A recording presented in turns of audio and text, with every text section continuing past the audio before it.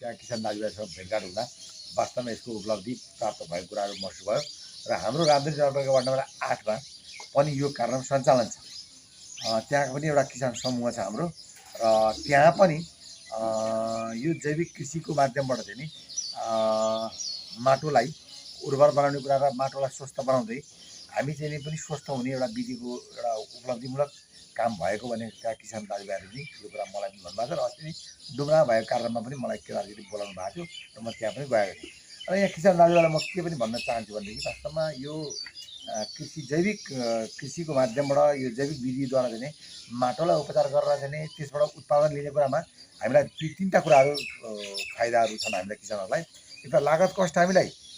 कम हुने भयो, एउटा कुरा हामी किसानलाई फाइदा भयो। अहिलेको सन्दर्भमा चाहिँ धेरै लागत भएका कारणले गर्दा किसानहरूलाई हामीलाई चाहिँ फाइदा धेरै कृषिमा नभइरहेको अवस्थाबाट चाहिँ हामी एउटा लाभ प्राप्त गर्ने यो माध्यमबाट जाँदाखेरि अर्को कुरा हामीले चाहिँ विषादीयुक्त चिजहरूबाट चाहिँ हामीले चाहिँ उपयोग गर्दाखेरि हाम्रो जीवनमा चाहिँ पर्ने असरका कुराहरू धेरै पक्षहरू छन्। त्यसले गर्दा स्वास्थ्यमा पुर्याउने हानि कुराबाट चाहिँ हामी बच्ने कुराहरू भयो, दुईवटा कुरा भयो होइन। र हामीमा भएका हाम्रा घर परिवारमा भएका पशु चौपायाबाट उत्पादन गरेका चाहिँ हामीले उत्पादन हुने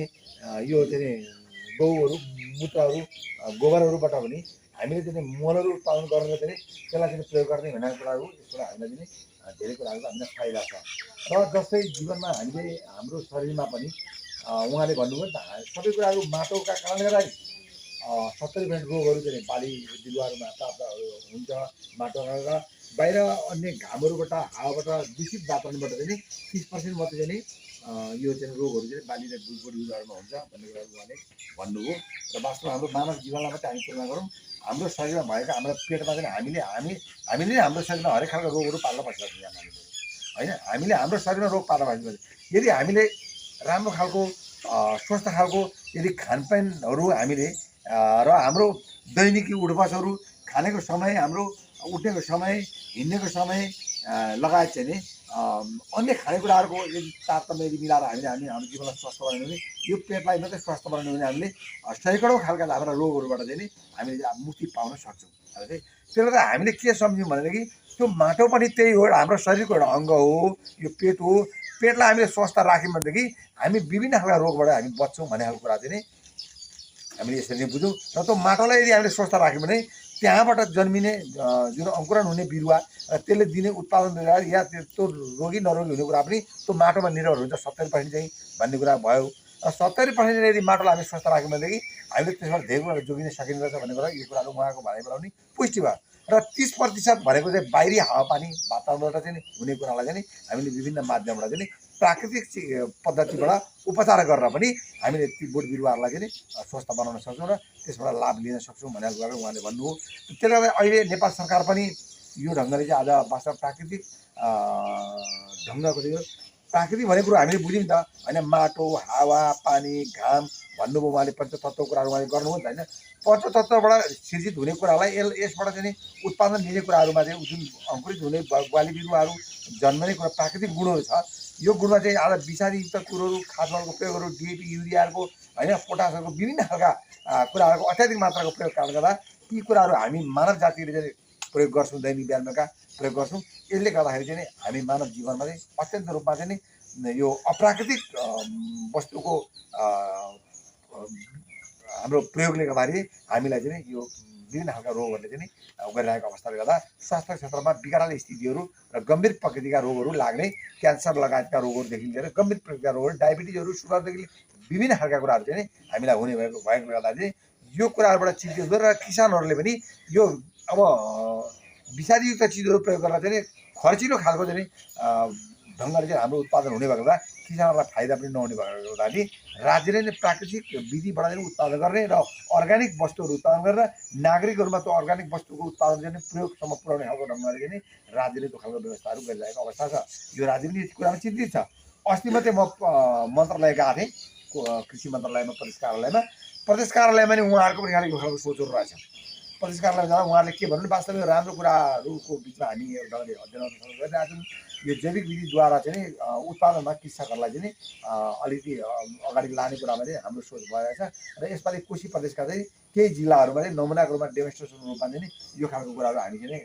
गर्दैछौँ भन्ने कुराहरू उहाँले भन्नुभएको छ र मुख्यमन्त्रीले नि यो कुराहरू भन्नुभएको थियो। त्यसो भएर म मुख्यमन्त्री हिम्मत कार्कीसँग म नजिक छु होइन। अब त्यो भएको हुँदाखेरि उहाँले यो कुरा गर्नुभएको छ, कृषि मन्त्रीले पनि यो कुरा गरिरहनु भएको थियो र सम्म त मलाई लाग्छ छनौटभित्रमा सुनसरी जिल्ला पनि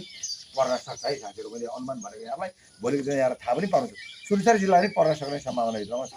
र पर्छ पनि। यो हामीले अन्डरपुटिङ उहाँलाई गरेका छौँ र सुनसरी जिल्लामा भित्रमा पनि अब इनर नगरपालिका म आफू बसेको हुर्केको ठाउँ यो पहिलेको डुम्राको भूगोल भयो। अब रामधनी नगरपालिका त अहिले म आफ्नो सामाजिक गतिविधि मैले गरिरहेको ठाउँ नै भयो। तर यो सुनसरी जिल्लाको रामधनी नगरपालिका र इनर नगरपालिका अनिवार्य रूपमा छनौटमा पर्ने हुन्छ यो पर्दाखेरि भगवान्। त्यसमा पनि तपाईँको इनर नगरपालिकाभित्रमा नि इनर नगरपालिका वार्ड नम्बर 8 र रामधनी नगरपालिका वार्ड नम्बर 8 यो दाजुभाइ हो क्या दुईवटा 8। त्यसले त मैले चाहिँ यो पनि वार्डहरूलाई पनि समावेश गरेर जानुपर्छ भन्ने कुराहरू मैले के कुरा भनेको केदार सरलाई मेरो आग्रह पनि छ यहाँलाई। यो कारण यदि प्रदेश कार्यालयबाट यदि समावेश भएको खण्डमा चाहिँ नि यहाँको यो संस्था मार्फत चाहिँ नि यी ठाउँहरूमा चाहिँ नि निरन्तर दिने काम अहिले यहाँ वडाले गरेको मलाई लाग्छ जहाँसम्म वडाले गरेको थोरै रकमबाट चाहिँ यो चाहिँ डेमोन्स्ट्रेसनको रूपमा यो नमुनाको रूपमा यहाँले कार्यक्रमहरू गरिरहनु भएको छ। बडा दुःखले अत्यन्त मिहिनेत गरेर केदार सरले मिहिनेत गरिदिनु भएको जस्तो मलाई लागेको छ र तपाईँहरूले नि आफ्नो ढङ्गले एकदम दुःखले मिहिनेत गरिरहनु भएको छ यो कुरामा मलाई लागेको छ। त्यसले गर्दाखेरि आगामी दिनमा चाहिँ केदार सरलाई मेरो अनुरोध छ यस कुरामा चानाको पनि भइदिनु केदार सरले पनि र चाहिँ अब प्रदेश कार्यालयले कृषि मन्त्रालयले चाहिँ यो कार्यक्रम अगाडि बढाइरहेको अवस्थामा चाहिँ यी पालिकाहरूमा पनि अलिकति यो भूमिका अगाडि लिएर जाने कुरामा प्रदेश कार्यालयमा चाहिँ सम्पर्क गरेर चाहिँ यहाँले समन्वय गरेर चाहिँ यो कार्यक्रम यहाँको संस्था मार्फत चाहिँ अगाडि बढोस् भन्ने खालको म कामना पनि गर्न चाहन्छु। र यो कार्यक्रम यहाँ आइरहेको अवस्थामा चाहिँ यहाँहरू अलिकति भाग्यमानी नै हुनु जस्तो मलाई लाग्छ। किनभने नि यो सबै मान्छेमा यो चेतना यो जनचेतनाको कुराहरू सबैमा पुगेको छैन क्या देशमा। मेचीदेखि महाकालीसम्ममा आज चाहिँ मलाई लाग्छ नि यो केदारजीले सञ्चालन गरेको कार्यक्रम जस्तो जुन छ यो नेपालमा आज मलाई लाग्छ कसैले पनि यो सञ्चालन गरेको छैन। यो सञ्चालन गरेर मलाई लाग्दैन यो ढङ्गले यो जनचेतना अभियान यो जनचेतना अभियानको रूपमा मात्रै सुरुवात गरिएछ। यो मलाई लाग्दैन अरू सबै ठाउँमा यस्तो भएको छ भनेर। त्यसले गर्दाखेरि एउटा हाम्रो समुदायभित्र हुर्केको मान्छे दाजुभाइ चाहिँ नि यो क्षेत्रमा लागेर चाहिँ नि हाम्रो बिचमा यो समुदायमा आएर चाहिँ नि अनि यो खालको चाहिँ एउटा यो बाली र बिरुवालाई चाहिँ अब प्राकृतिक ढङ्गले चाहिँ यसलाई उत्पादन गर्ने जैविक ढङ्गले चाहिँ यो चाहिँ उत्पादन गर्ने कुरामा चाहिँ यो खालको ढङ्गको भूमिका निर्वाह गर्ने खालको अन्य त्यो विशेषज्ञहरू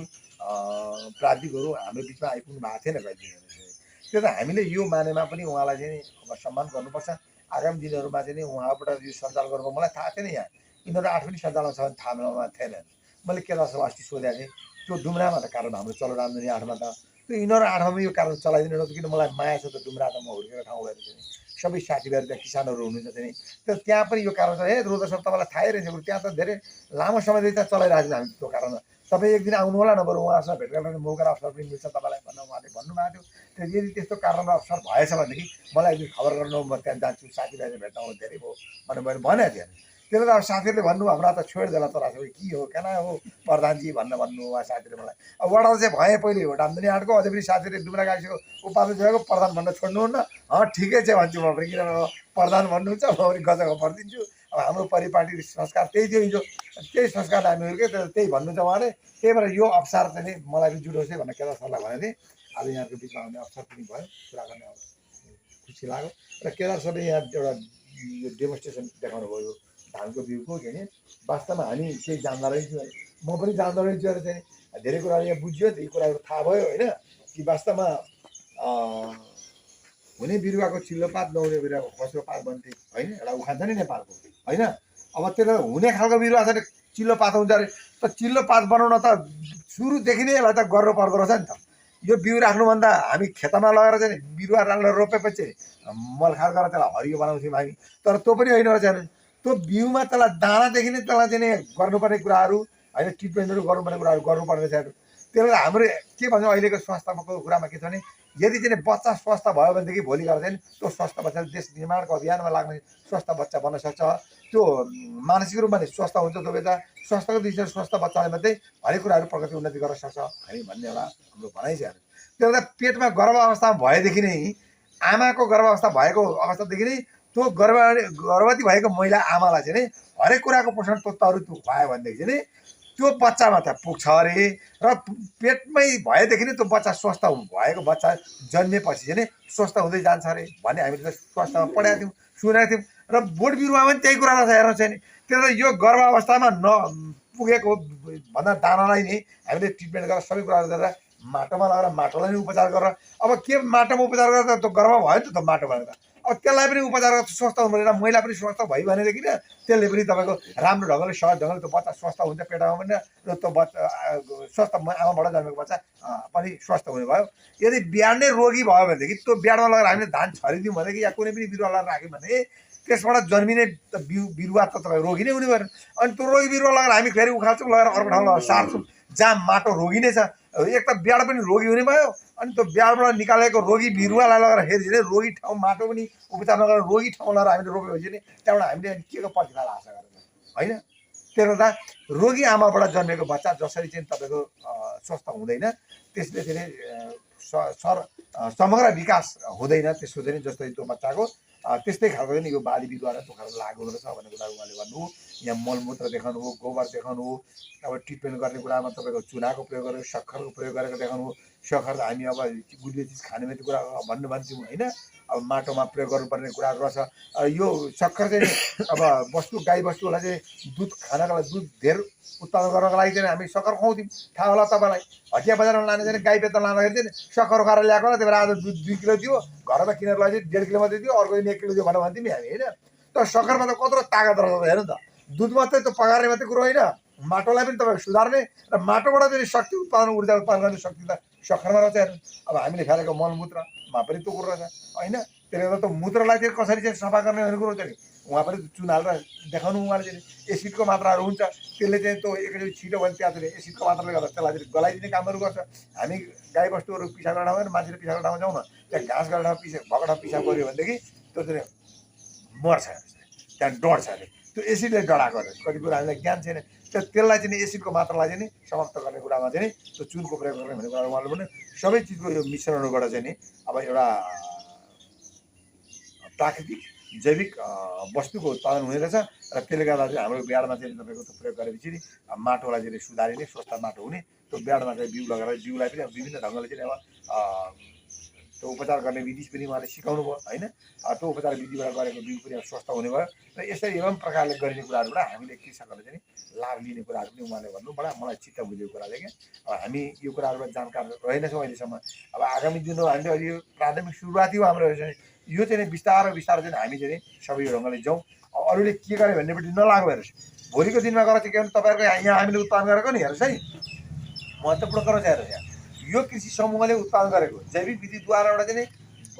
माटोलाई उपचार गरेर चाहिँ विषादयुक्त खादयुक्त खादविहीन ढङ्गले चाहिँ यदि धान उत्पादन गर्नुभयो नि यसको प्रचार प्रसार यदि चाहिँ व्यापक रूपमा हुने भयो भने भोलि तपाईँ हामीले तपाईँको अरूको भन्दा 100 रुपियाँ बेसी मनमा हामी धान किन्छौँ भने मान्छे आइपुग्छ रहेछ आज मान्छे वाक्क र दिक्क भइसकेको छ क्या विषादयुक्त चिज खाएर चाहिँ आज वाक्क र दुःख भइसकेको छ मान्छेहरू चाहिँ होइन अब तर के गर्नु व्यवस्था छ मान्छेको नखाएर हुँदैन किनेर खानुपर्ने हुन्छ तरकारी पनि विषादयुक्त छ जम्मै हेर्नुहोस् आज बजार हटिया जानुहोस् सबै विषादयुक्त तरकारीहरू छ हेर्नुहोस् अब उत्पादन गर्ने चिजहरू तपाईँको दाल दलहन भन्नुहोस् त्यो पनि विषादयुक्त सबै उत्पादन छ खानेकुराहरू अन्न बाली भन्नुहोस् त्यो पनि विषादयुक्त सबै चिजहरू छ तर मान्छेसँग विकल्प हामीसँग छैन विकल्प नभए के गर्ने भनेदेखि चाहिँ हामी चाहिँ त्यही चिजहरू खान हामी बाध्य छौँ हेर्नुहोस् त्यसो गर्दा आज तपाईँको भोजपुर जाने बाटो तपाईँको त्यो सम्झिनु न तपाईँको बारा क्षेत्रको त्यो भित्ताबाट चाहिँ जाने बाटोहरू अहिले पनि जीवन्त छ हेर्नु विकल्प थिएन हिँड्न पर्ने बाटो थियो मान्छेलाई चाहिँ होइन दुर्घटनाबाट त मरिँदैन थियो मान्छे चाहिँ हिँडेर भए नि पुगिन्थ्यो तर आज विकल्प चाहिँ तपाईँको सुरक्षित त्यहाँबाट कोसीमा पनि तपाईँको झरिने अवस्था हुन्थ्यो त्यस्तो अवस्था हुन्थ्यो अब विकल्प अहिले तपाईँको धनगढको बाटो भोजपुर जाने बाटो भनौँ हामी चाहिँ त्यो बाटो प्रयोग गर्छौँ त्यो बाटो हिँड्न छोड्यौँ हामीले होइन हामी आज त्यही बाटो हिँड्छौँ तर विकल्प भयो भनेदेखि तपाईँको हामी विकल्पमा मान्छेहरू आउँछ विकल्प चाहन्छ मान्छेले खोज्छ तर अवसर नरहेपछि मान्छेले के गर्ने बाध्यता छ मान्छेले व्यवस्था छैन त्यसो भएको त भोलिको दिनमा चाहिँ यो एरियामा चाहिँ एउटा विषादयुक्त उत्पादन गर्ने चाहिँ क्षेत्रको रूपमा अर्ग्यानिक जैविक विधिद्वारा चाहिँ उत्पादन गरेको वस्तुहरूको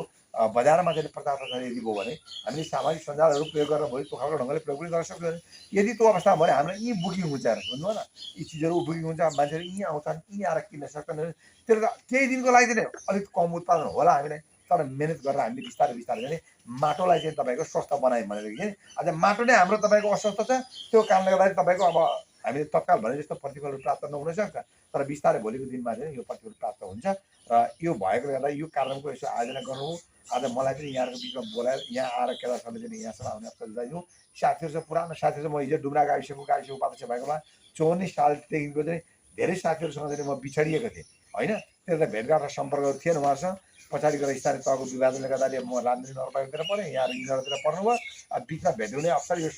भेट त व्यक्तिगत रूपमा एक एक ठाउँमा भयो होला, तर चाहिँ यो ढङ्गले समूहगत रूपमा सबैको अनुहार रहेको चाहिँ हेर्ने गरी मैले यो खालको धेरै समयदेखि भेटघाट भएको थिएन। यो पनि अवसर मलाई जुरो र वडा अध्यक्षलाई म धन्यवाद दिन चाहन्छु कि वास्तवमा यो कृषकहरूको लागि चाहिँ थोरै भए पनि यहाँको शास्त्र सहयोगको माध्यमबाट चाहिँ हाम्रो केदार सरलाई यहाँसम्म ल्याएर चाहिँ यो संस्थाको गठन गरेर चाहिँ यो विधिद्वारा चाहिँ किसानहरूलाई चाहिँ एकालाबाट गराउँदै चाहिँ आयोजनको बाटोमा चाहिँ जैविक विधिद्वारा चाहिँ उत्पादनको दिशातिर चाहिँ यहाँहरूले चाहिँ किसानहरूलाई चाहिँ सहयोग गर्नुभएकोमा र यिनीहरू गाउँपालिका वार्ड नम्बर 8 सिङ्गो जनप्रतिनिधि परिवारलाई चाहिँ म हार्दिक धन्यवाद दिँदै केदार सरलाई पनि चाहिँ यो कार्यक्रम चाहिँ यो ठाउँसम्म ल्याएर चाहिँ अगाडि बढाउन कृषकहरूलाई सहयोग गर्नुभएकोमा यहाँलाई म व्यक्तिगत रूपमा चाहिँ म हार्दिक धन्यवाद दिँदै आगामी दिनहरूमा पनि यहाँको सहयोग रहँदै रहोस्। र वडा अध्यक्ष अशोक शाहजी लगायत वडा सदस्य माधवजी यहाँ हुनुहुन्छ, उहाँहरूलाई पनि फेरि मेरो आग्रह छ कि किसान दाजुभाइहरूलाई चाहिँ अब अलिकति यहाँहरूको अहिलेको भन्दा अलिक अझ परिष्कृत ढङ्गले चाहिँ आगामी आउने वर्षमा चाहिँ यहाँले वडाबाट प्राप्त गर्ने सिलिङबाट चाहिँ यहाँलाई अलिकति सहयोग गरी जहाँ पनि आर्थिक पाटोको महत्त्वपूर्ण भूमिका हुँदो रहेछ, त्यसले गर्दाखेरि चाहिँ त्यो खालको लागि चाहिँ यहाँले सहयोग गरिदिनुहोस् भन्ने आग्रह र अनुरोध गर्दै चाहिँ यहाँहरूको यो कृषि समूहको चाहिँ यहाँले प्रयत्न गर्नुभएका जुन जैविक विधिद्वारा चाहिँ प्राकृतिक विधिद्वारा चाहिँ उत्पादन गर्ने जुन यहाँको प्रयास र सुझाव यहाँले गर्नुभएको छ, यो यहाँको सफलताको दिशातिर अगाडि जान सकोस्। आउने दिनहरूमा चाहिँ सुनसरी जिल्लामा चाहिँ यहाँहरूको चाहिँ एउटा उल्लेखनीय उपलब्धि भएको कुरो चाहिँ सुन्न पाऊँ भन्ने शुभेच्छा र शुभकामना व्यक्त गर्दै मेरो यहाँहरूको यो सफलताको लागि चाहिँ फेरि पुनः चाहिँ कामना गर्दै म यहाँको बिचबाट बिदा हुन चाहन्छु। हस् त, धन्यवाद। किसान अभिमुखीकरण कार्यक्रम र हामी कसरी बाँच्छौँ र जमिनलाई कसरी बचाउँ, बिरुवा कसरी हुर्काउँ भन्ने कार्यक्रमको अध्यक्ष र सौभाग्यवश आज राजनीतिक भनेको के हो र राजनीतिकबाट समाज सेवा हुन्छ भन्ने चेतनाबाट सुरुवात गर्ने हाम्रो रुद्रदाय पनि आइदिनु भयो। म भाग्यमानी छन्दछु र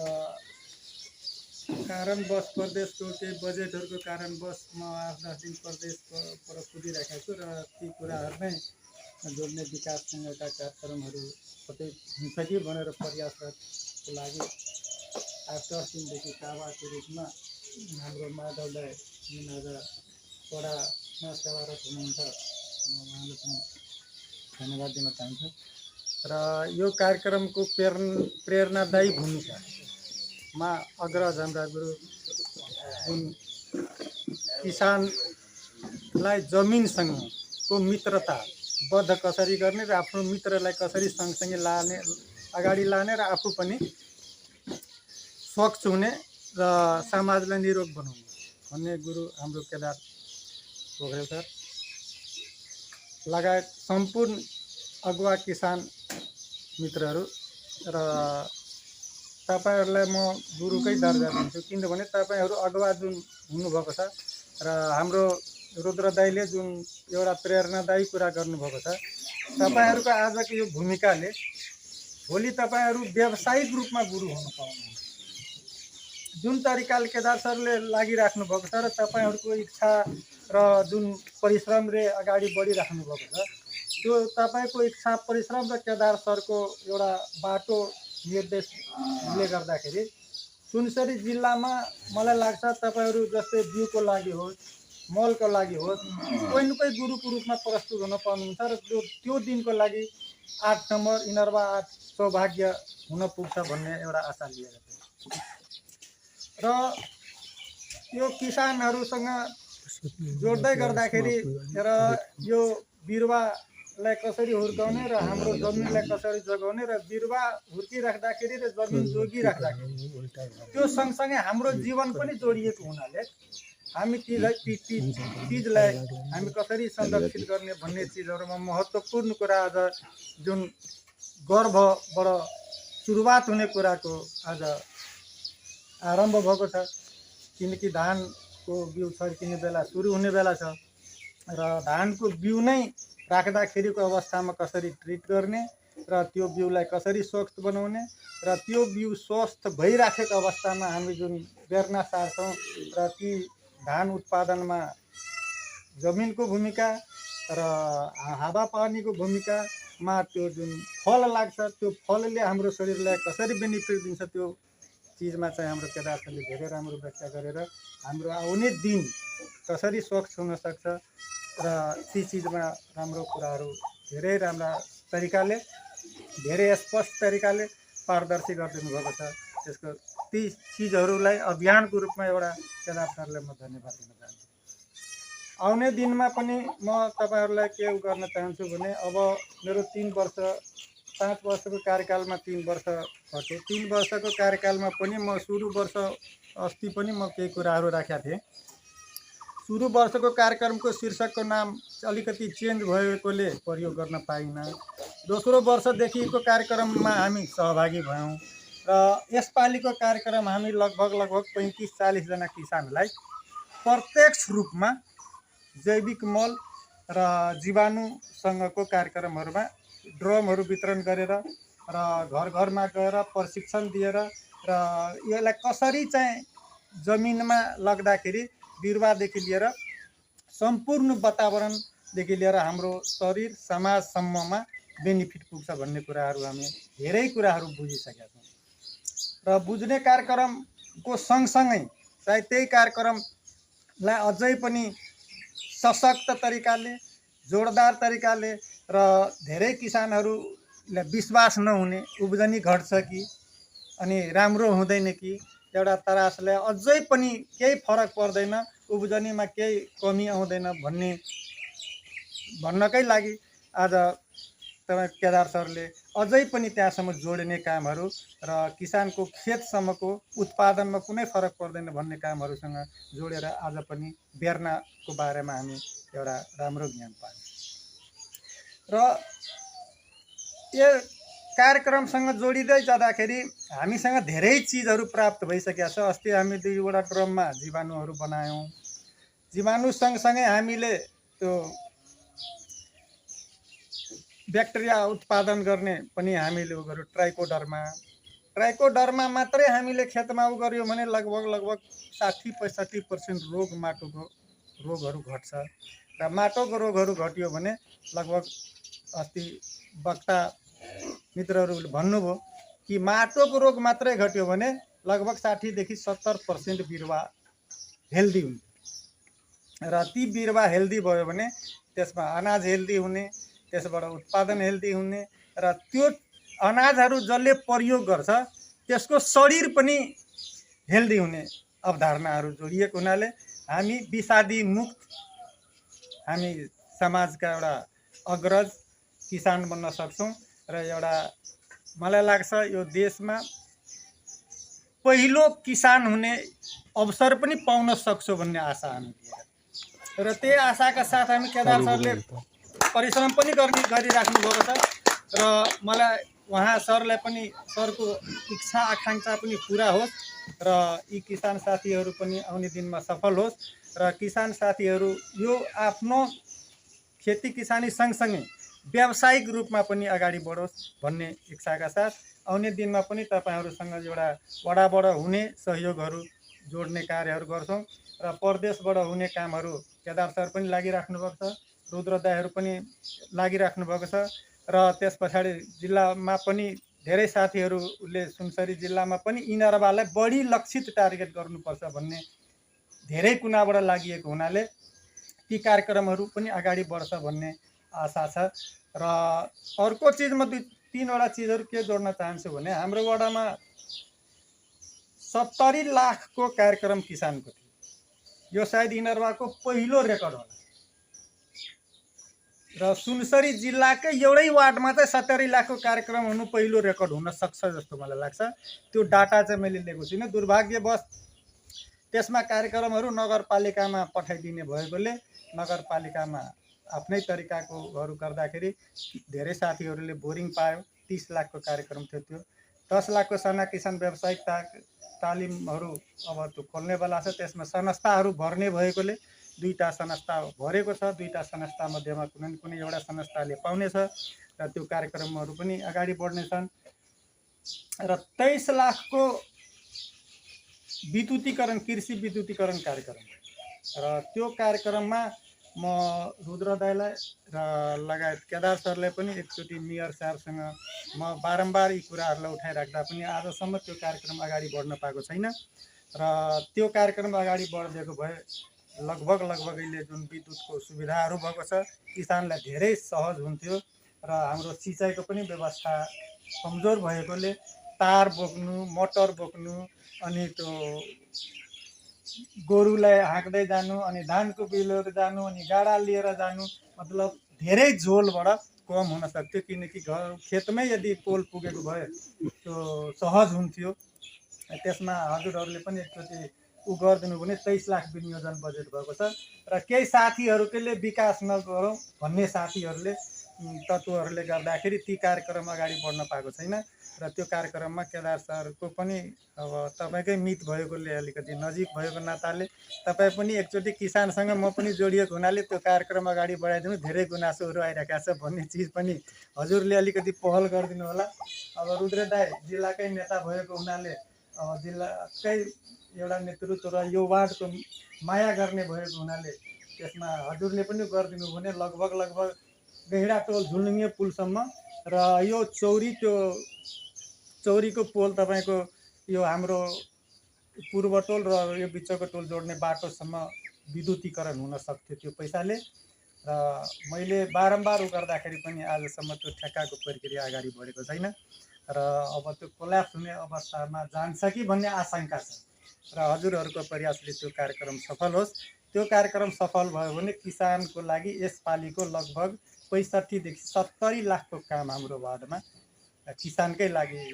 देखिन्छ। र किसान कुनै न कुनै किसान त्यसमा लाभान्वित भएको छ। र ती किसान मार्फत नै एउटा टिम तयार हुन्छ र ती टिमलाई नै डोर्याएर एउटा समृद्ध किसान निर्माण हुन्छ भन्ने आशा लिँदै र यो कार्यक्रम सफल होस् र आउने दिनमा सबै किसान रोजगारमुखी होस्। स्वच्छ अनाज उत्पादनमा हामीले गर्ने सहयोग हामीबाट हुने नै छ भन्ने एउटा विश्वासलाई दिलाउँदै म आफ्ना 2 शब्द अन्त गर्छु। धन्यवाद। नमस्कार। आज हामी यहाँ उपस्थित यो जैविक अर्ग्यानिक समूहका अध्यक्ष र हाम्रा अतिथि, विशिष्ट अतिथि लगायत हाम्रा केदार सर गुरु, जैविक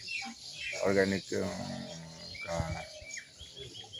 अगाडि बढाइदिने हाम्रा सर गुरु लगायत यहाँ अगुवा किसानहरू, हाम्रा दाजुभाइमा म व्यक्तिगत तर्फबाट र वार्डको तर्फबाट सबैलाई नमस्कार गर्न चाहे। र आज यी विषयहरूमा हाम्रा साथीहरूले धेरै भनिसके। लगभग